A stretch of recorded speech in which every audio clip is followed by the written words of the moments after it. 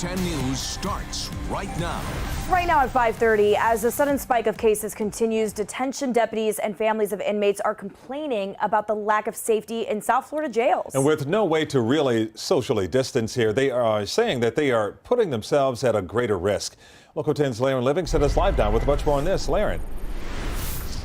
It's definitely a juggling act. Depending on where you are, things are different, but all sometimes are all the same as well. As of yesterday, according to the latest figures here in Miami-Dade County, you had 142 inmates testing positive for COVID-19.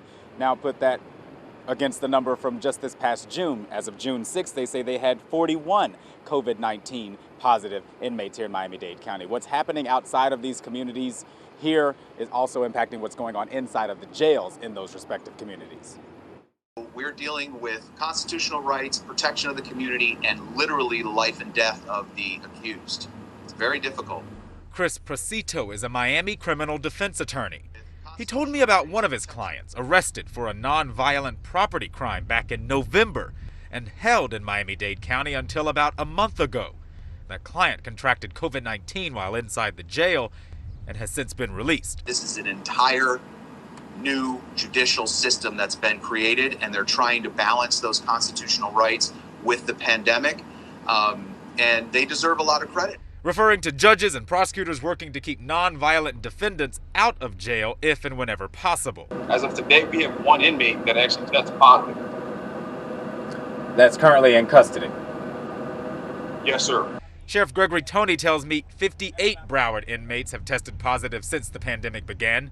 One inmate died from the virus, while more than 270 BSO employees have tested positive. What we are facing in the jails is exactly what we're facing on the streets and in the community.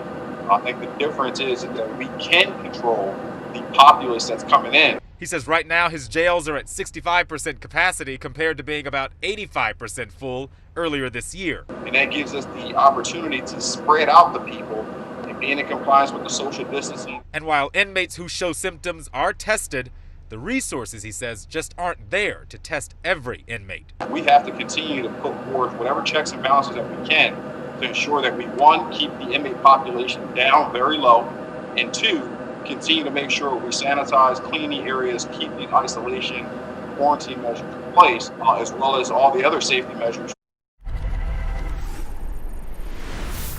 And we're told here in Miami-Dade County, they say that you can point to those higher positivity rates when it comes to their positive inmates because they also test asymptomatic inmates should they be potentially exposed to positive cases. We also heard from Monroe County, and they have just under 400 inmates in custody there. One of them has tested positive.